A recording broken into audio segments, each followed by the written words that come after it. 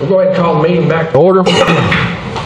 Next item of business is discuss an act on setting a hearing and posting notice thereof pursuant to sections 251.151 and 251.155 of the Texas Transportation Code to determine the need for a stop sign at South Mill Pond Road and Company Store Road.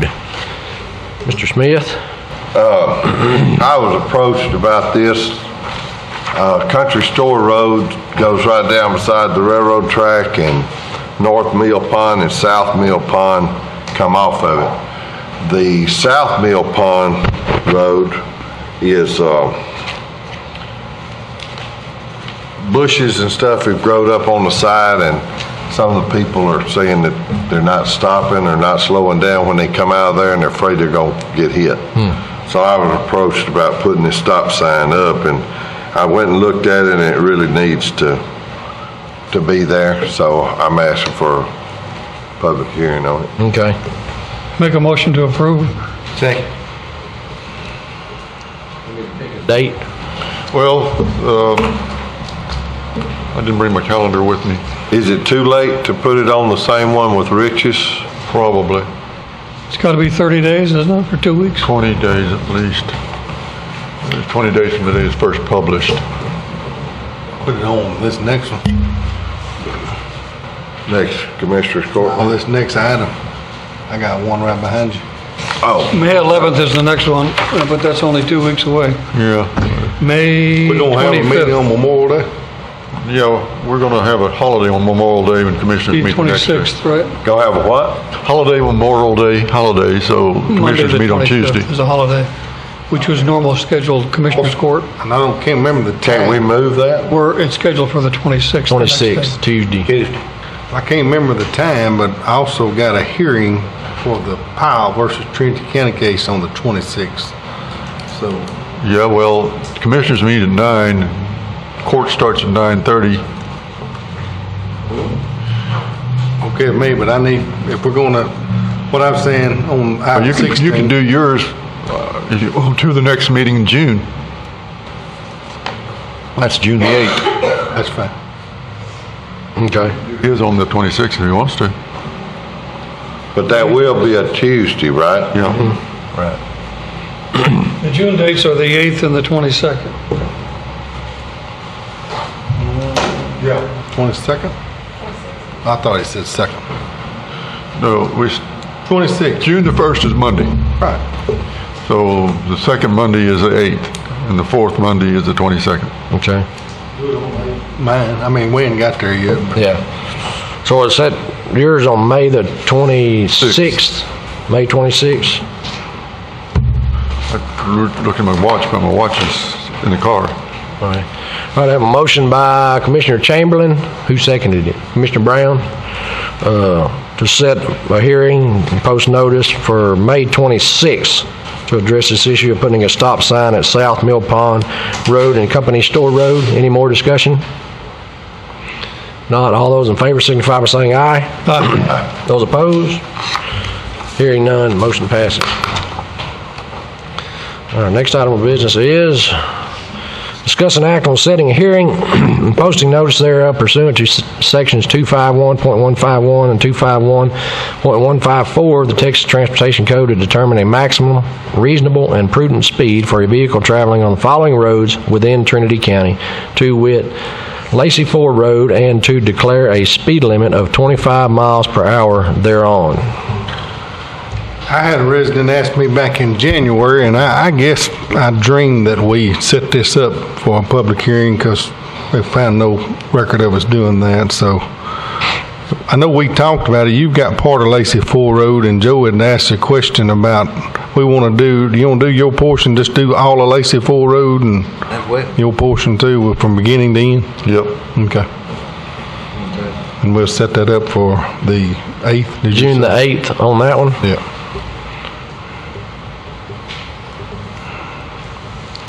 Okay. I'll put that in the form of a motion. All right, I have a motion by Commissioner Worsham, seconded by Commissioner Smith to set that hearing for June the 8th and post notice of it for a reasonable and prudent speed on Lacey Ford Road of 25 miles per hour thereon. Any more discussion, sir? It's a matter of choice on y'all's part, but I'd rather have it just reasonable and prudent speed and set the speed at the hearing rather than saying 25 miles an hour and bind yourself into 25. You might want to drop it to 20 and keep it at 30.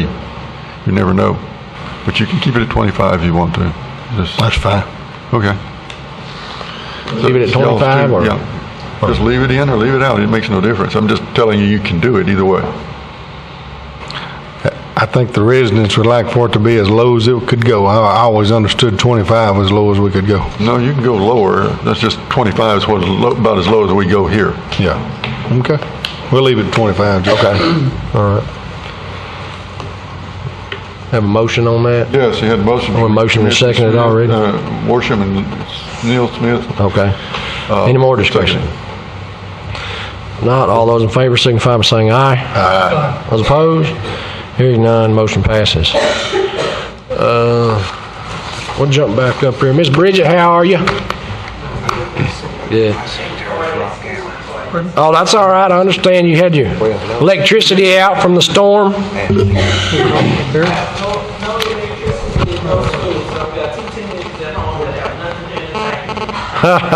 We found out through 2 hurricanes, you can do without bread and water, but you can't do without electricity. Well, you can do your roads, you just can't do that one that's in question. All right. We'll jump back up in the agenda. That's item 7, which was discuss and act on proclamation declaring the month of May as Elder Abuse Prevention Awareness Month in Trinity County. And I have a proclamation here that's wordy, and if it's all right with y'all, I'm not going to read it because I can't hardly talk. And Miss Bridget, do you have anything to present to the court or state what's happening with APS? Well, Judge,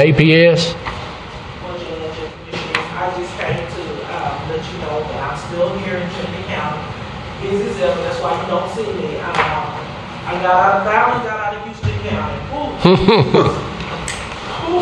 It's a difference between Houston County folks and Trinity County. Thank you. Trinity County folks, you can say no. They might not like it, but they'll accept it. Hear that?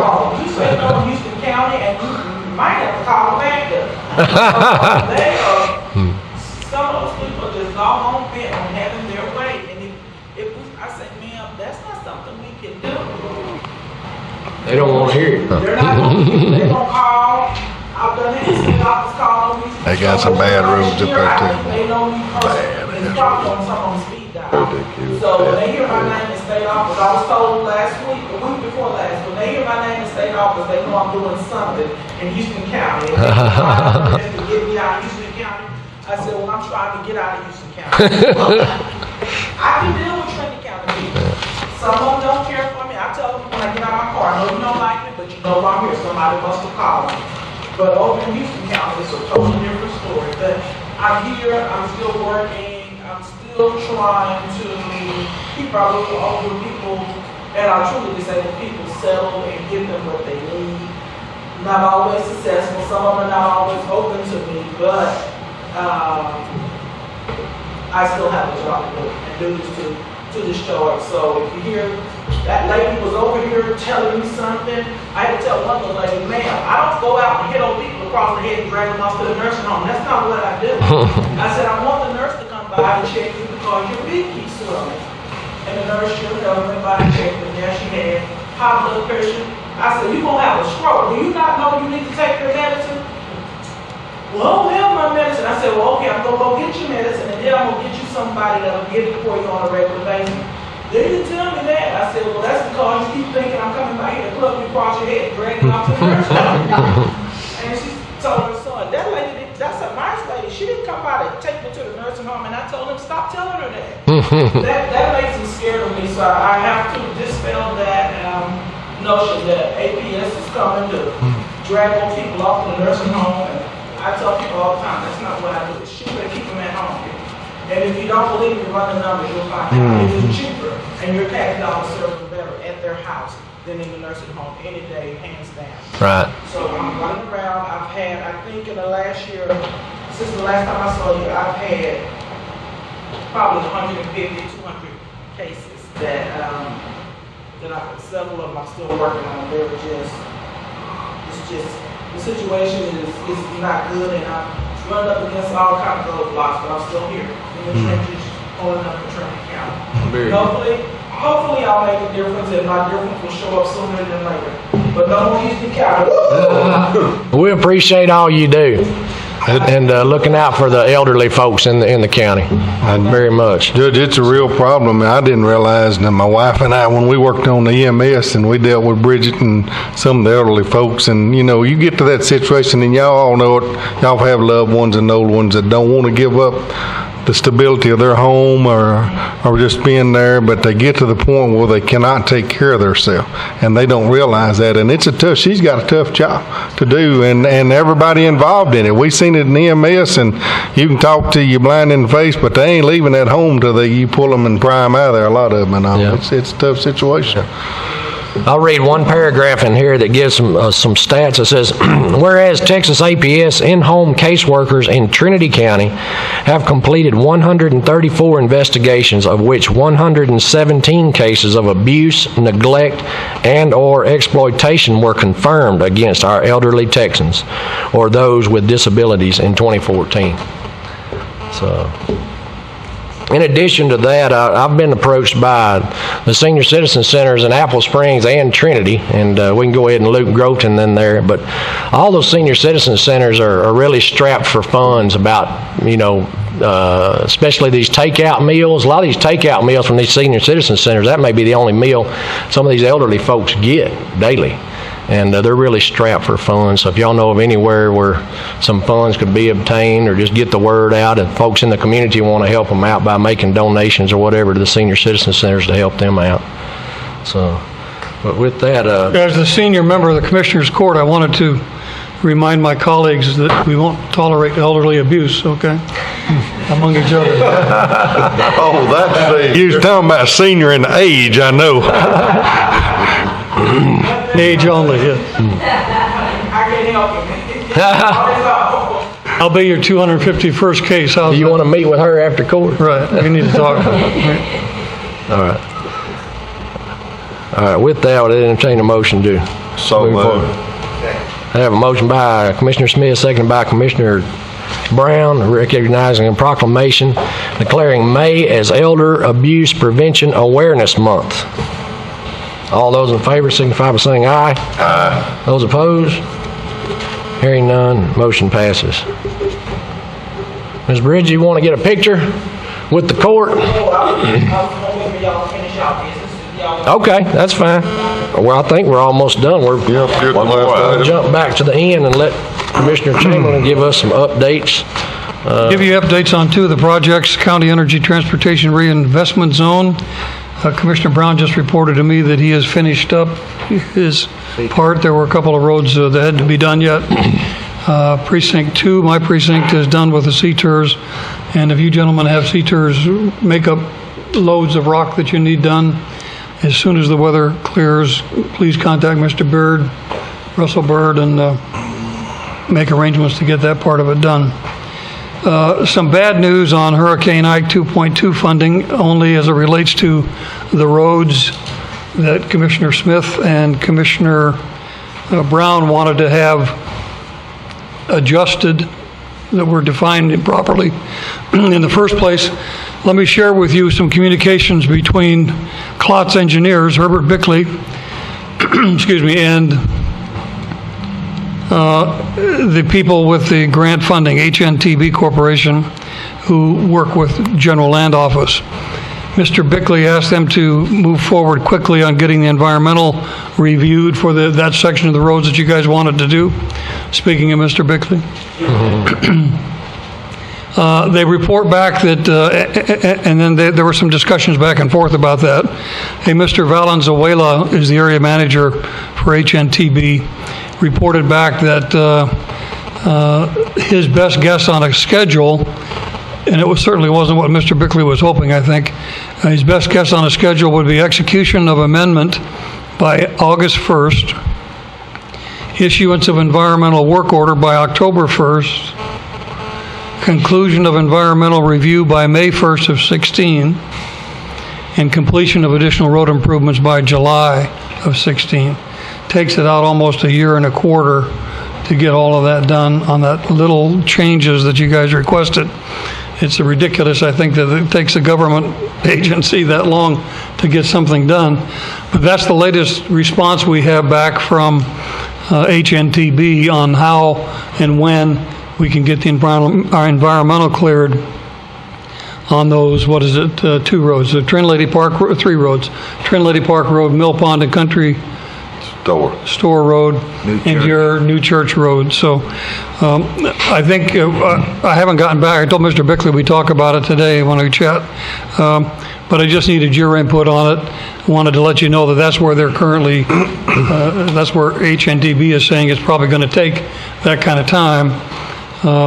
What they're suggesting is the grantee must decide whether the contractor should wait potentially a year to finish the added work or close out the existing contract and then competitively bid the added road improvements once the environmental clearance and authorization to use grant funds is achieved. So we could open that up for discussion for a couple of minutes. If my memory serves me right, isn't this project supposed to be done by December the 31st or 15th? I think that was the close date. He's already adjusted it to, he's already adjusted the end date to be 12/31/16 based on what he just reported. So a year, he's already moved it out a year. But whether we want to wait that long and hold the current contractor to that contract is the question. Hubbard, who? Yeah, sure do. You might answer some of my questions before I ask them. I was extremely disappointed with the response. When we initially approached this, prior to Mr. Valenzuela taking over, and I'm not saying that made any difference one way or the other, Jared showed the original gentleman we were dealing with. I think we kind of initiated this probably back in December, November, December, and in discussions, and then we kind of formalized it, got it submitted, I believe, January 27th. And so in my opinion, that's when it officially went in. And when we discussed it, we were at that 2 months for, I guess, the legal review, and then 2 months to get a work order, and then however long it took to do the environmental. This last email, and I think I've copied you on kind of our back and forth, once they said 2 months and 2 months again, it's like these last 2 months didn't exist and we're starting over at the same process. And then I tried to get a little bit more guidance on how long the environmental would take, and obviously he has no idea, because once they get a firm on board, they're kind of at their mercy, like we were the first time, and that's the point that we are today. The last response we got from Mr. Valenzuela. As far as a recommendation, the one thing to consider, and I expressed this concern to Mr. Valenzuela, when a contractor bids a contract, they tie up their bidding capacity. So Mr. Johnston's bidding capacity would be tied up for that additional amount of time. Sometimes the bonding companies reduce that based on what's paid. So if there's a remaining amount, they could, reduce his bonding that's tied up, or they may hold it for the entire contract, which is, almost $2 million, which would probably hinder him in pursuing other bids, next year. So that may be a call for, certainly Mr. Johnson. I don't think we could expect him to keep that for that amount of time. To rebid it. You're saying as long as he's got this open contract with us, he can't bid on another one? No, let's say he needs bidding capacity and he has $10 million of bidding capacity. Bonding. Funding. It's bonding. Okay. In other words, he's bid, this is $2 million of his 10, so he can bid $8 million more of projects. So let's say he's got that $10 million at capacity, and he gets ready to bid another contract. This $2 million would just be sitting out there if that's what the bonding company held against him. So he wouldn't be eligible to bid because in their eyes, he wouldn't have the capacity to bid. So the amount that Jimmy and Rich and Tiger's already put out and mine wouldn't come off of that 2 million? I don't know. I would have to talk to that particular bonding company. It possibly could. Well, Stumbling block's environmental, though. That's not really, the stumbling block's really not the bidding capacity as much as it is the environmental. I mean, that's what's setting it back, isn't it? Well, no, it's, what I'm saying is if the environmental takes as long as they're predicting it may take, Mr. Johnston would be through with all but a few $1,000s, you know, let's pick $80,000. That he would be held back until May of next year. Maybe July of next year if you look at the. Or July. Yeah. That could potentially, if bonding companies look at it different. I don't know that there's a set way. They evaluate the risk. And if they tie that to the full amount of the contract, it would be the $1.8 million. If they tie it to what's outstanding on the contract and reduce it, it would be whatever that remaining work would be. I would suggest that we have a chat, maybe you and I, or you in particular, talk to Johnston's commercial, find out what they would prefer to do, if they want to wait or if they would like to get this section billed out, and then we can look at that input at the next court meeting and decide how we want to approach it. That would be my suggestion. I would, if you do that, close it out and relet it.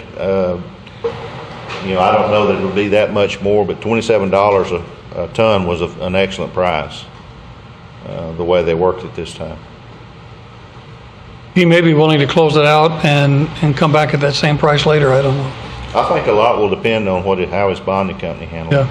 Yeah. We have to quantify those 3 jobs too, those 3 roads, and what the budget is when we discuss it with him. So I did bring the information for us to discuss. Right. Is that a reasonable approach to this situation? sounds good to me. Okay. My problem is these people have been waiting on this rock all this time. Yeah, forever. And they've been told, and it's been in the paper, what roads it was going on, and I've got enough people working against me to beat me in this next election, and that ain't gonna happen. So I'm gonna have to stand up for them. So. And there's, and depending on how much we want to pursue this, what I want to do and had planned to do is to go to the next level and just plead our case and see if we could get a little bit of expedition on this. Okay, if you wouldn't mind, we're going to get into another subject here we might need your input on. Talking about a meeting this morning at 11 o'clock with CCC Construction to talk about the 6 paved roads that are part of the IKE-2 money and what sequence or what priority we want to put on those roads for getting them done now that the weather has gotten warmer. Certainly hasn't gotten any drier, but it's gotten warmer at least, and they're anxious to know what kind of a schedule we want to put together. I'll be happy to meet with them and report whatever you tell me you want to do in the way of getting after those 6 chip and seal roads that are part of the project. There are 3 in Precinct 3, 1 in Precinct 4. No, so that's not correct. You don't have one, do you? You got Precinct 3, you said. I'm sorry, 3 in Precinct 2, 1 in Precinct 4, none in Precinct 3. You're all rock, right? That's right, y'all kicked me out and wouldn't let me have no paper. Didn't work like that, you know it too.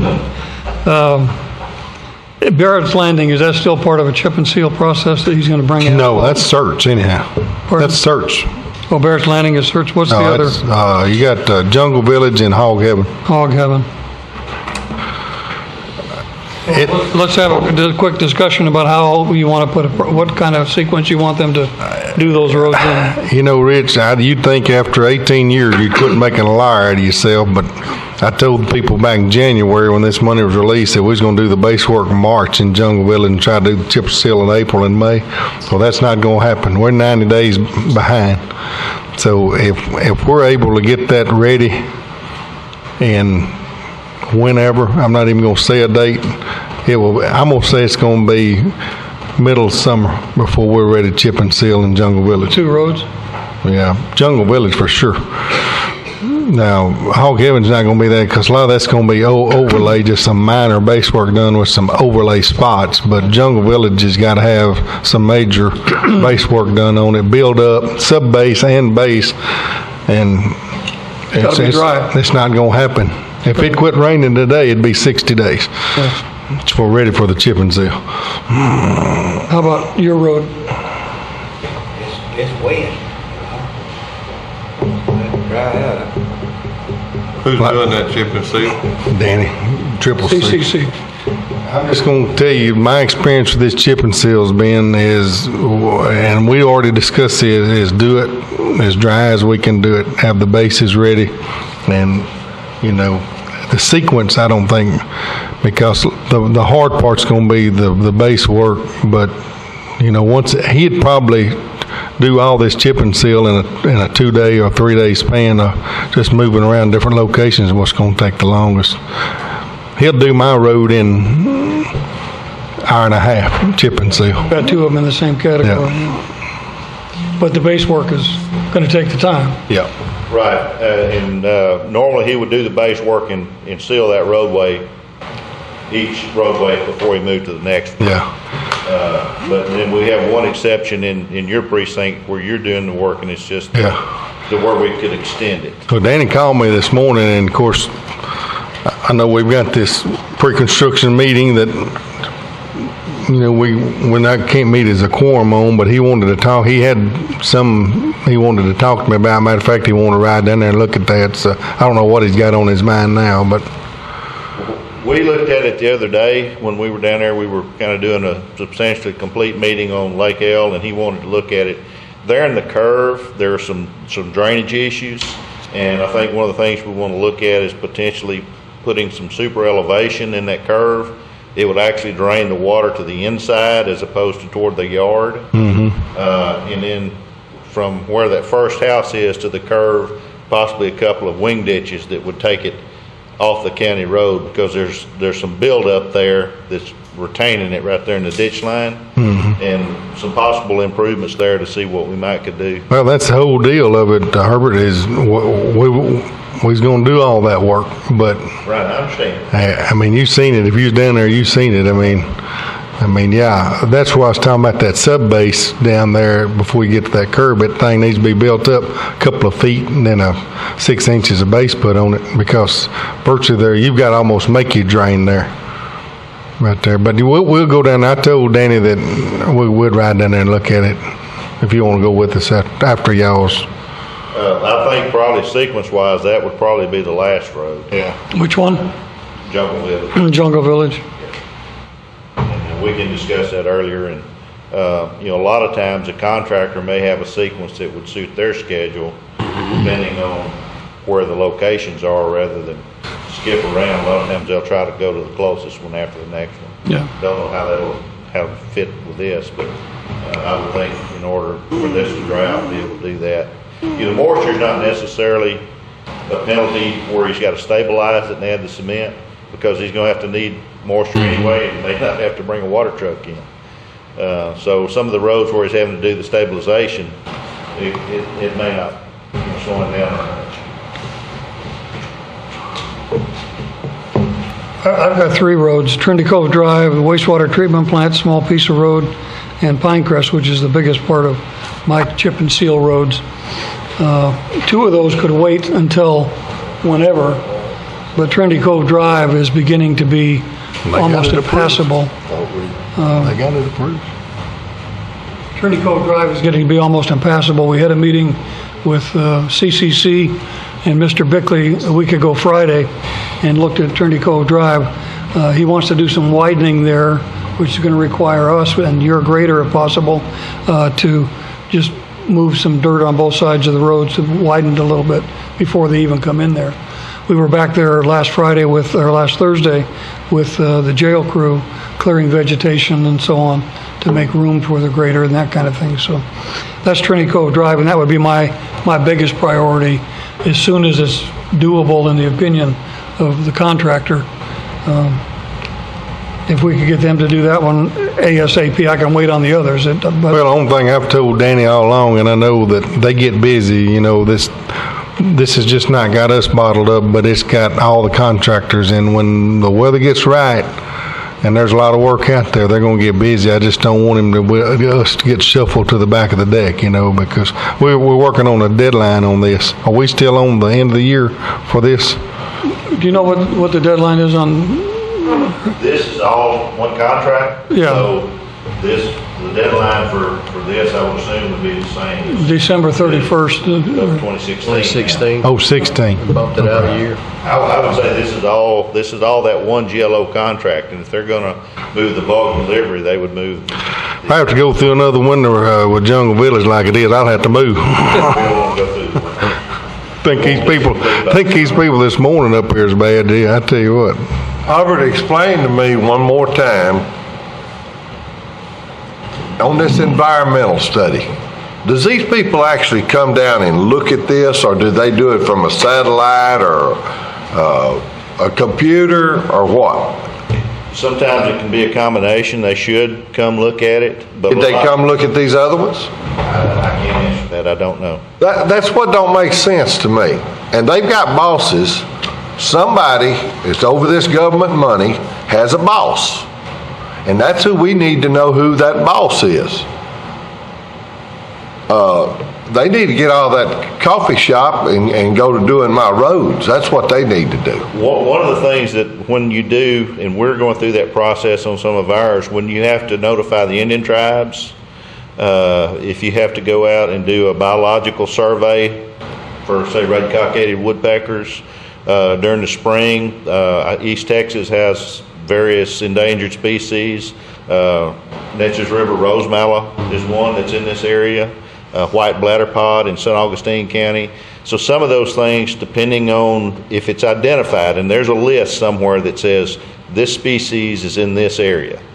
And in order to determine if it's there, you may have to wait till it blooms.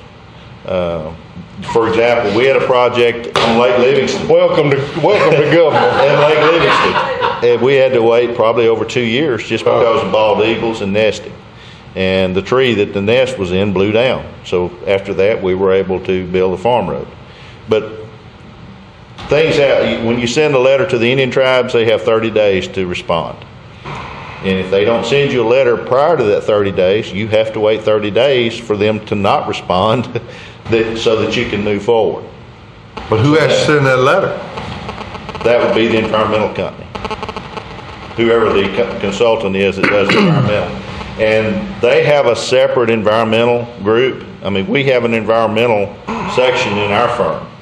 But since this was a GLO project, they're contracted with a separate firm that does all of their environmental. So they issue a work order depending on the contract or the work to get that done. But the timeline, you were asking about the timelines, that's what extends some of that out. And then after that, they have to put all that information together and write a report. Well, That's hard to explain to people, ain't it? yes, it's pitiful. And that's what our government has got to. Thank you, Herbert. Hubbard, but before we close, Judge, give us an update on that water tower that looks good over there. It's standing Here's a up. picture. I looked at it this morning. Fast work right there. I went through one day and it was sitting on the ground. Went through the next day and it was up there. They had a welding inspection last Tuesday. They had planned, they moved the larger crane, the one that was there could only go to that first level, and they had a crane come in on Thursday to finalize it. Planned to get over there, but got tied up doing something else, but they got it up, I believe, by 4 o'clock Thursday afternoon. I went by there at 2 o'clock and they had the bowl put on there, and I went to the fire station that night for a meeting, and I told Wayne Huffman, I said, well, they're coming on along with that water tower. And I said, they got the bowl on the bottom. He said, oh, no, they don't. And he whooped his phone out. They done put the top. He told me that crane was $900 an hour to put that thing on there. But it looks awesome. They're doing a great job, it looks like to me. Good. All I needed was to get started. Yep. This weather situation. And it was pretty challenging out there when they were drilling it. If you drive by there, you saw how messy it was. I believe the shear construction, once they move in, 2.5 to 3 months to do the yard piping and set up the controls and the buildings and everything. They'll wait till the painting and everything's done now because they don't want to get in there prior to that. So it'll be painted prior to them starting the yard work and everything. Cool. Let me finish up this chip and seal schedule. Well, I think the best approach is for me to have the discussion with CCC about how they want to approach the 6 jobs. I'll give you that input by phone before the day's out, and then we'll. I know we can't be in quorum, but If need be, I can stay out of that meeting and you two guys can go up there. That's fine. Yeah. That'll work. Yeah. That's all I have, Judge. Okay. what's your road, your chip and seal? You don't have to have some time on it? I don't know, it's Yeah. the Helmet Road. It's not on here. Is that from the highway down to the intersection? About a mile, ain't it? Maybe it's gonna do parts of it. Not gonna do it all. Oh, we have the precincts on here. Big Yeah. Rock, Jesus, the church. Helmet Apple Springs. Just Helmet one, Apple. yeah. You just got one? Yes, sir. Yeah. It's, Bull right here.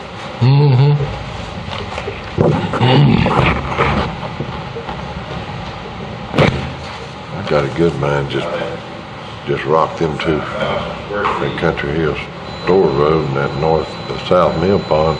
It's not a continuous chip and seal. We'll work it out. That out, but I still gotta do trim. I don't know how far, I mean, Only thing I can say, Rich, is in the sequence, we probably ought to try to do ours before, and not do one of ours and move him up there and move it. Geography? Yeah, because of geography. But we'll talk to Danny about that. Okay. that's a little less far than from the half code. mile. Does that sound right? yes, sir. How much? Just letting this under half. Oh, Less than oh. half. Okay. They're doing it kind of, just different parts of it. Gotcha. That's it. You done? Okay. All right. Nobody has anything else. I'd entertain a motion to adjourn. So moved. Second. Have a motion by Commissioner Smith, seconded by Commissioner Chamberlain to adjourn. All those in favor signify by saying aye. Aye. All right, we stand adjourned.